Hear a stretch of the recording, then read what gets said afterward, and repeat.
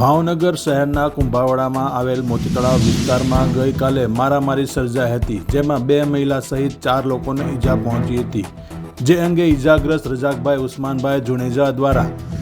Bortalav police મથકમાં અફરુદ્દીન કુરેશી, અમન અશરફભાઈ જુનેજા, હનીફ અલીભાઈ જુનેજા તેમજ મહેબૂબ અલીભાઈ જુનેજા દ્વારા તેમને અને તેમની માતા અને પુત્રી સહિતનાઓને ધોકા અને તલવાર તેમજ ઢીકા પાટુનો માર્યા અંગે ચારેય શખ્સો વિરુદ્ધ ફરિયાદ નોંધાવી હતી,